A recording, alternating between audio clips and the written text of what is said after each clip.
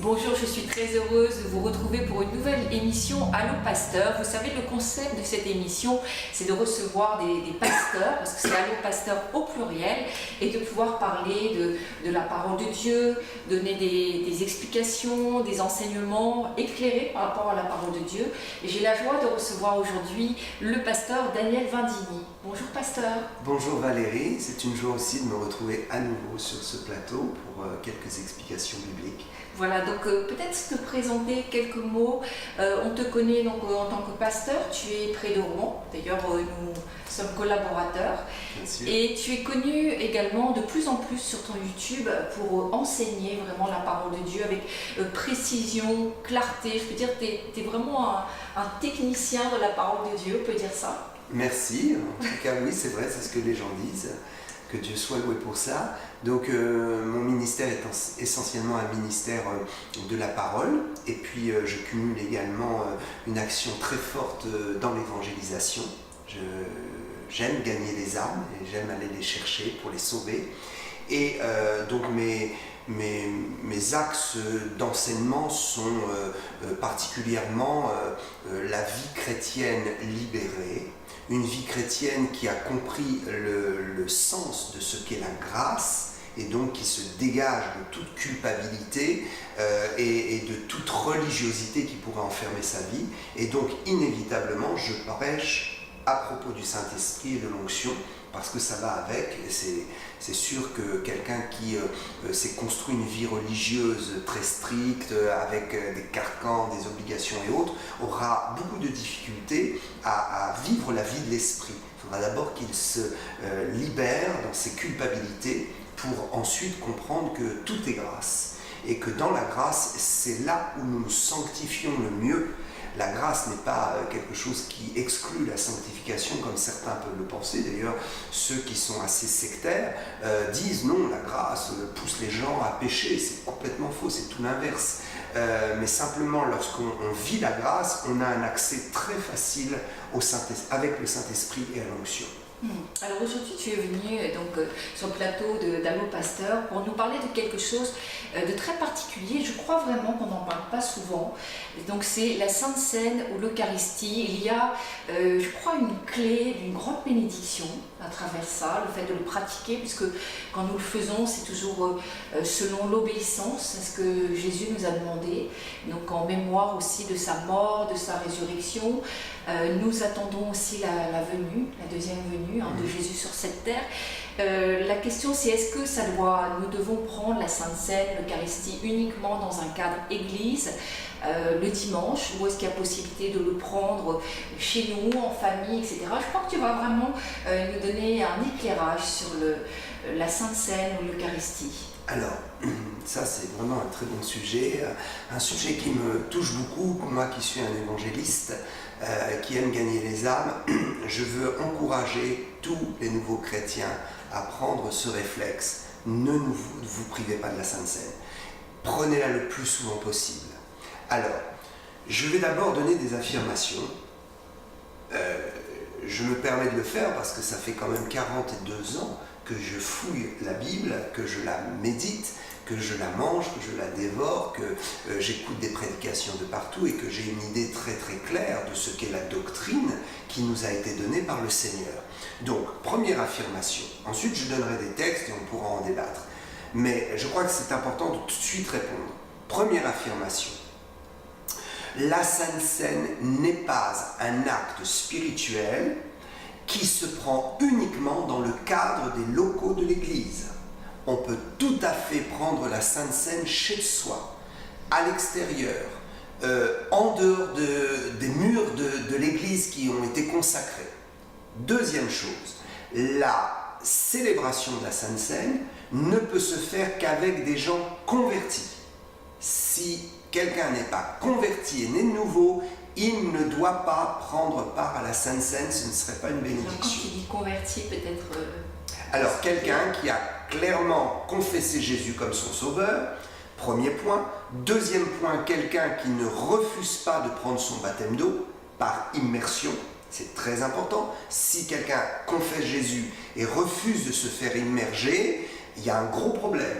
Il ne peut pas prendre la Sainte Seine, parce que s'il refuse d'obéir à Jésus, comment va-t-il s'asseoir à sa table? Maintenant, ce que je dis aussi, attention, quelqu'un qui n'a pas pris son baptême d'eau peut prendre la Sainte Seine dans la mesure où il a programmé cet acte. Il ne faut pas avoir pris le baptême d'eau pour prendre la Sainte Seine, il faut avoir le désir de le faire ou l'avoir fait, et en tout cas être au clair là-dessus.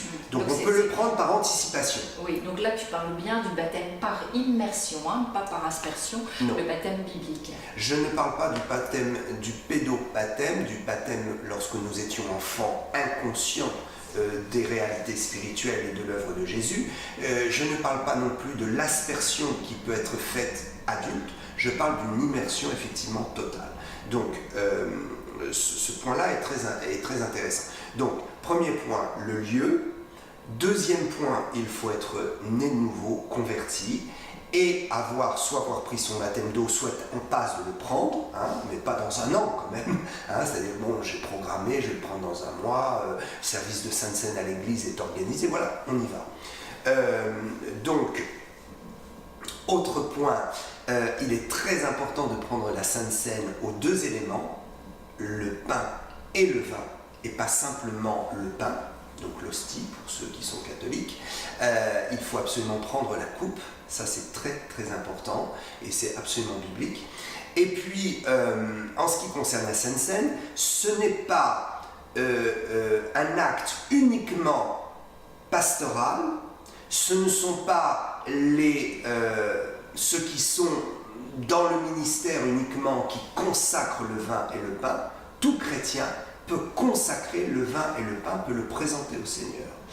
Autre point, la Sainte Seine n'est pas une transformation des éléments, transsubstantation, c'est le mot technique et théologique qu'on utilise, mais ça veut dire tout simplement que celui qui consacre a le pouvoir de transformer le pain en chair humaine et le vin en sang. Alors, les catholiques, effectivement, qui pensent que c'est comme ça que ça se passe, ont été un peu embêtés, surtout durant ces dernières années, ces dernières décennies, où justement le mouvement évangélique qui est tellement fort dans le monde et appuie énormément sur la notion biblique. Alors les catholiques ont dit, oui, finalement, la transsubstantation n'est pas vraiment un truc qu'on peut justifier, donc on va dire finalement que c'est pas au moment où on présente les éléments que ça se transforme, mais c'est au moment où on les ingère, c'est-à-dire c'est à l'intérieur, donc personne ne voit rien. Bon, que ce soit à l'extérieur, à l'intérieur ou spirituellement, ou ce qu'on veut, la notion biblique, c'est on prend des éléments physiques qui sont une image du spirituel, et il n'y a pas de transformation dans la nature du pain ou du vin que nous prenons. Autre précision, en ce qui concerne donc le pain, il est préférable de prendre du pain azime, donc du pain qui a été fait sans levain, ou de préparer soi-même sa galette, ce qui est très bien encore. Il est préférable. Pourquoi? Parce que la notion du levain dans le pain fait référence quand même au péché, et si nous voulons vraiment prendre une Sainte Seine dans la totalité de ses emblèmes, de ce qu'elle représente, de ce qu'elle signifie, pour notre conscience, il est bien de la faire comme Jésus a fait. Jésus n'a pas rompu un pain levé, il a rompu une galette azime, une galette où il n'y avait pas de levain. Et je crois que les premiers disciples également faisaient attention de ne pas prendre du pain levé. Maintenant, si on le fait avec du pain levé, c'est pas grave. Mais si on veut vraiment aller proche de l'emblème et de ce que Jésus a fait, de le faire comme il l'a fait, il vaut mieux le faire comme ça. Autre point au niveau du vin, c'est pareil, on peut prendre la Sainte Seine avec du jus de raisin, puisque c'est le produit de la vigne. Mais si on peut prendre du vin, c'est mieux, parce qu'on est encore plus proche du symbole. Et là, force est de constater, personne ne peut contester ce fait, Jésus a vraiment pris du vin pour la Sainte Seine. Alors, on me dira, oui, mais ceux qui ont des problèmes avec l'alcool, etc., pas de problème, vous prenez du jus de raisin. Mais ceux qui n'ont pas de problème et qui veulent être proches du symbole, ils peuvent juste tremper leurs lèvres, prendre juste une petite gorgée de vin, c'est pas anti-biblique, au contraire, on est très proche du symbole. Le vin fait référence au Saint-Esprit, au vin nouveau, à la vie de l'Esprit, etc. Bien. Alors, par contre, pour ceux qui sont dans des zones où il n'y a pas tout ce qu'il faut, il n'y a pas de jus de raisin, il n'y a pas de vin, on fait ça avec du Coca-Cola ou du Fanta. Je suis un petit peu réticent. Je dis prenez vos précautions. Alors aujourd'hui, on a toujours la possibilité d'aller se procurer un peu de jus de raisin. Non, c'est pas si compliqué que ça. Quand on est des chrétiens et qu'on sait qu'on va prendre régulièrement la Sainte Seine, on peut se débrouiller à faire venir du jus de raisin là où on habite ou aller en chercher, en mettre de côté. Je parle notamment pour ceux qui sont dans des pays où il y a des déserts ou en Afrique ou autre, où c'est pas facile, de prendre l'habitude de faire ça avec du Fanta, du Coca-Cola. C'est pas bon du tout. Je crois que le Saint-Esprit n'aime pas ça. Si c'est occasionnel parce qu'on ne peut pas faire autrement, on le fait, bien sûr. Hein. On peut même prendre de l'eau et Jésus peut même transformer l'eau en vin. Mais si on a la possibilité de s'organiser, et on l'a tous, à un moment donné, il faut arrêter ces bêtises de prendre systématiquement. J'étais dans des églises où systématiquement, ils débouchent une canette de Fanta alors qu'on est en pleine ville et qu'on peut prendre un peu de jus de raisin. Tu crois que le fait d'être dans la réalité, le plus possible de la réalité biblique, il y a une bénédiction derrière? Absolument. Nous avons dans la Bible toujours cette exhortation très forte. Nous sommes invités à faire comme le modèle nous le montre. Les paroles de Christ, il ne faut pas discuter avec, il ne faut pas tordre le sens, il ne faut pas rajouter ou retirer des paroles. Donc ça veut dire qu'il faut faire exactement comme le modèle. Quand on dit qu'on est scripturaire, qu'on est scripturo-centriste, c'est-à-dire qu'on est centré sur la parole de Dieu, nous avançons ce texte de l'Apocalypse qui dit celui qui ajoute ou qui retranche sera retranché, c'est grave. Donc si on part du principe que pour notre vie chrétienne, pour la prédication, il faut rester campé sur le modèle biblique et de l'écriture et qu'il ne faut rien changer, et il en va de même pour tous les symboles bibliques. On connaît bien cette histoire, fait comme le modèle que tu as vu à la montagne avec Moïse, etc.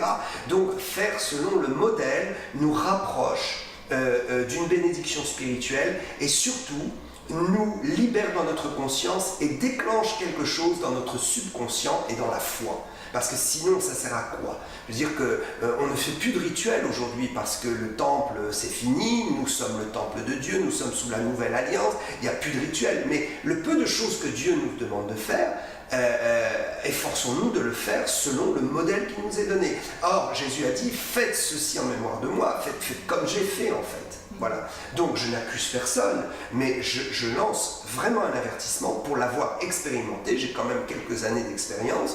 Pour l'avoir expérimenté, plus on est près du modèle en ce qui concerne la Sainte Seine, le modèle des éléments, et plus il y a une bénédiction. Voilà. Alors peut-être tu vas nous parler de cette bénédiction parce que effectivement ce n'est pas simplement à l'église qu'on peut prendre la Sainte Seine, on peut le faire dans notre maison, oui, avec la famille, etc. Quelle est la bénédiction qu'on va avoir? Alors la bénédiction, elle est très mystérieuse. Et là, je me tiendrai à mi-chemin entre, qu'on comprenne bien, c'est pas une nouvelle doctrine, c'est tout simplement une explication. Je me tiens à mi-chemin entre l'extrême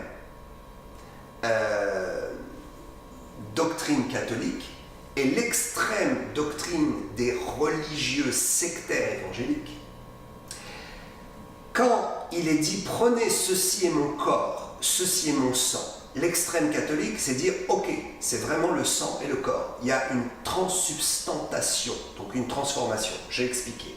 Ça, ce n'est pas biblique.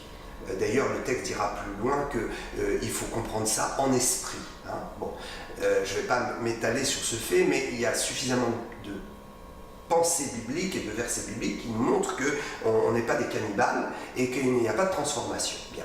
Donc entre cet extrême-là et l'autre extrême qui dit ce ne sont que des éléments, il n'y a rien qui se passe, eh bien je dis non plus, parce qu'il se passe réellement quelque chose. Si Jésus a dit prenez ceci est mon corps, prenez ceci est mon sang, même si c'est spirituellement qu'on en juge et qu'on doit recevoir cette parole, selon ce qui est écrit dans le texte un peu plus loin, même si c'est spirituel, il y a quand même un mystère, une action qui se fait dans le monde spirituel.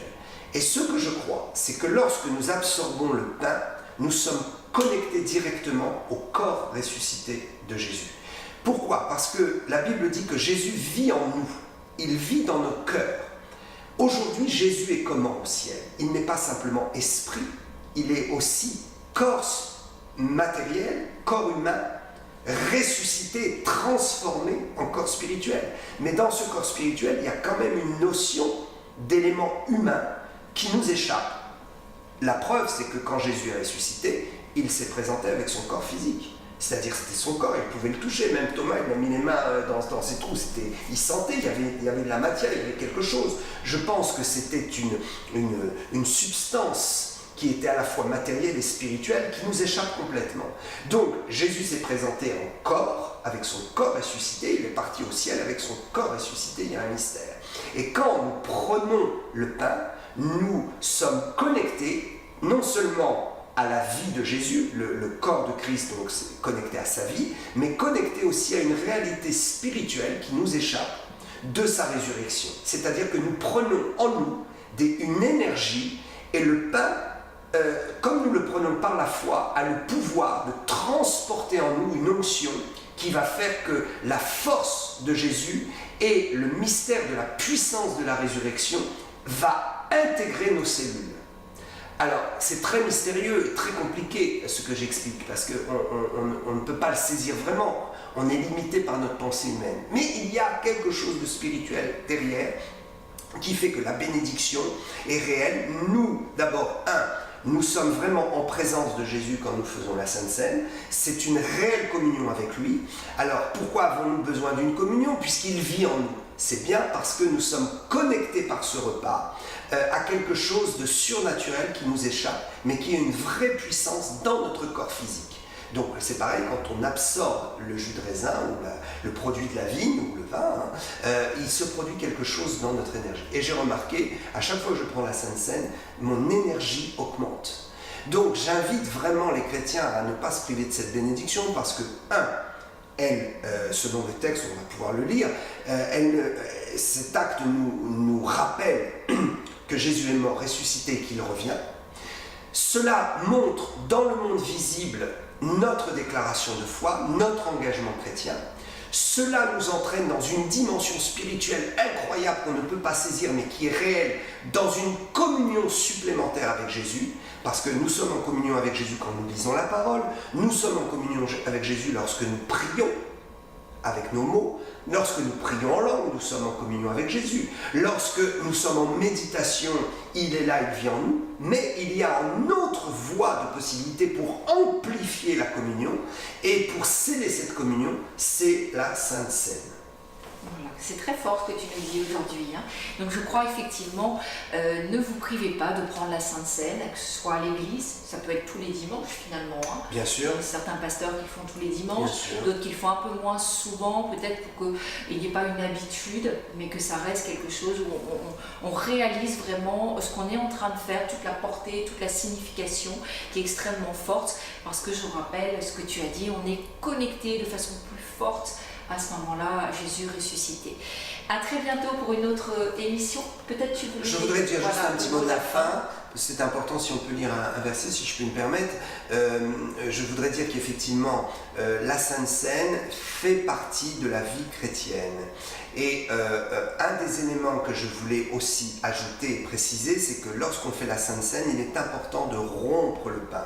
C'est un symbole, c'est une proclamation spirituelle, et c'est montrer devant les puissances des ténèbres la défaite de Satan, parce que le corps de Jésus a été vraiment brisé à la croix. Alors pour les méga-churches, les grandes églises, où je sais que techniquement il n'est pas possible de rompre et de donner à tout le monde, on prend son petit set, d'ailleurs ça a été énormément critiqué, mais il n'y a aucune raison à critiquer ça. Dans les églises où il y a 10 000, 20 000, 30 000 membres, on distribue donc un petit set à l'entrée quand ils entrent. Ils ont donc d'un côté un petit morceau de pain ou une espèce de petite hostie, voilà, avec du vin ou du jus de raisin à côté, et puis ils ouvrent ça et on prend tous ensemble. Alors évidemment, c'est pas le produit du pain non plus, c'est pas la coupe qui circule, mais peu importe. Ce qui est très important, c'est que celui qui célèbre la Sainte Seine, publiquement et devant tous, prennent du pain et le rompt.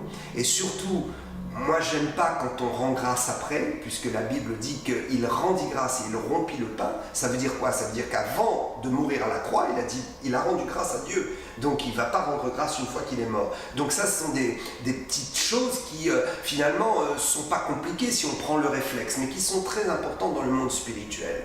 Donc il est important de rompre le pain. Et si on est plusieurs et qu'on n'a pas la possibilité, moi-même, nous, dans notre église, on a un petit plateau avec des petits verres, on fait circuler ça, donc c'est pas la coupe qui circule pour tout le monde, c'est pas grave. L'important, c'est que le symbole soit là et que celui qui présente la Sainte Seine puisse le faire dans le cadre biblique et puisse refaire les gestes que Jésus a fait. C'est ça qui est important. Alors, on peut lire dans 1 Corinthiens 11, puisque c'est le texte incontournable, 1 Corinthiens 11, 23, 26, et on finira avec ça, si tu le veux bien. « J'ai reçu du Seigneur ce que je vous ai enseigné, c'est que le Seigneur Jésus, dans la nuit où il fut livré, prit du pain, et après avoir rendu grâce, il le rompit. » Après avoir rendu grâce, il le rompt, parce qu'il a à Gethsémane, il a rendu grâce, il s'est préparé, et ensuite il a été donné son corps pour qu'il soit livré pour le péché.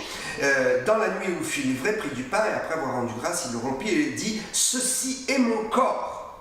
Donc là, c'est bien écrit, c'est mon corps, bon voilà, qui est rompu pour vous, faites ceci en mémoire de moi. Donc c'est un mémorial, faites ceci en mémoire de moi. De même, après avoir soupé, il prit la coupe et dit, cette coupe est la nouvelle alliance en mon sang, faites ceci en mémoire de moi, toutes les fois que vous en boirez. Donc c'est important de voir qu'il y a les deux éléments ici, car toutes les fois que vous mangez ce pain et que vous buvez cette coupe, donc c'est pas juste l'hostie, c'est pas juste le pain, toutes les fois où vous prenez les deux éléments, si vous n'en prenez qu'un seul, ça n'est pas validé au ciel, ce n'est pas un repas du Seigneur, ce n'est pas une Sainte Seine. D'ailleurs il y a des synonymes, on dit le repas du Seigneur, on dit la Sainte Seine, on dit l'Eucharistie, voilà. Alors le texte continue. Vous annoncez la mort du Seigneur jusqu'à ce qu'il vienne. Donc quand on prend le repas du Seigneur, on a annoncé qu'il est mort jusqu'à ce qu'il vienne, donc on croit qu'il vient, donc on croit forcément qu'il est ressuscité, donc mort, résurrection et retour de Jésus. C'est pourquoi celui qui mange le pain ou boira la coupe du Seigneur indignement sera coupable envers le sang, le corps et le sang du Seigneur. Là ici, nous avons l'explication, prendre le repas indignement, c'est-à-dire ne pas discerner la mort de Jésus, c'est pas être en état de sainteté ou de sanctification, ça n'a rien à voir. Mais oui, prendre le repas indignement, c'est pas je suis en état d'impureté, mon gars, si tu es en état d'impureté, la seule solution, repens-toi, confesse-toi, et puis prends la décision de ne plus recommencer et ne te prive pas du repas du Seigneur. Non, la dignité, c'est tout simplement discerner la mort et la résurrection de Jésus. Discerner, donc ça veut dire que c'est que pour les chrétiens. Voilà. Que Dieu soit loué pour ça. Très bien. Voilà, donc tu as bien dit que nous devions d'abord prendre le pain, puis le vin. Et je voudrais simplement, et c'est vraiment le mot de la fin, dire que nous avons des témoignages de guérison et de délivrance qui se sont faits et opérés lors de la Sainte Seine. Oui. Okay. Les pasteurs, on ne peut plus les arrêter. Juste une dernière chose. Non, Valérie, ça me paraît très très important ce que tu dis. On prend les deux éléments, mais on prend premièrement le pain et ensuite le vin. Pourquoi? Parce que le corps est rompu et le sang en est sorti en totalité. Donc il y a un ordre, d'accord? Et puis, ceci est très important. J'ai vu faire parfois des chrétiens qui ne savent pas, même des pasteurs, qui prennent le pain et qui trempent le pain dans le vin. C'est purement diabolique. Alors là, je vais le dire, ça vaut ce que ça vaut, vous me croyez, vous ne me croyez pas, mais moi je le sais tout sur ce sûr. J'ai discuté avec des sorciers et des francs-maçons qui se sont convertis et ils m'ont expliqué, ils m'ont dit oui, effectivement, nous aussi on prend parfois la Sainte Seine avec Satan, et donc ce qui se produit, c'est qu'on l'a fait à l'envers. On prend d'abord le vin, ensuite le pain. Et on fait un truc alors qui est énorme pour nous, c'est qu'on prend le pain et on le trempe dans le vin. Ce qui annule le sacrifice de Jésus. En fait, ce qu'on fait, on remet le sang dans le corps. C'est abominable. Si vous avez été chrétien et vous avez fait ça, demandez pardon à Jésus. Ne faites plus jamais ça. Si vous êtes pasteur, ne faites jamais ça. Le fait de tremper le pain dans le vin et de le prendre annule le sacrifice de Jésus et ce n'est pas la Sainte Seine. Nous voyons que Jésus a pris du pain, il l'a rompu et à la fin du repas, il y a eu une dissociation des deux éléments. Pourquoi? Parce que quand on remet le sang dans le corps, ça veut dire qu'on annule le sacrifice de Jésus. Jésus a donné son sang, il faut que le sang sorte du corps. Il a fallu que son corps soit vidé du sang. D'ailleurs, quand le soldat a percé le côté jusqu'au cœur, il est sorti du sang et de l'eau, ce qui prouve qu'il n'y avait plus de sang dans le corps et ce qui a attesté devant Dieu à ce moment-là le sacrifice complet et parfait. Le sang avait été donné pour la rémission des péchés. Et là, je m'arrête là. À très bientôt, pasteur Vindini. Merci pour toutes ces explications et ces enseignements. Et on peut te retrouver sur et bien d'autres enseignements sur ton YouTube en tapant pasteur Daniel Vindini. En tous les cas, à bientôt pour une prochaine émission qui va être également passionnante. Ce sera sur l'onction, la manifestation et les manifestations du Saint-Esprit. Est-ce que tomber, c'est biblique finalement? À très bientôt. Au revoir.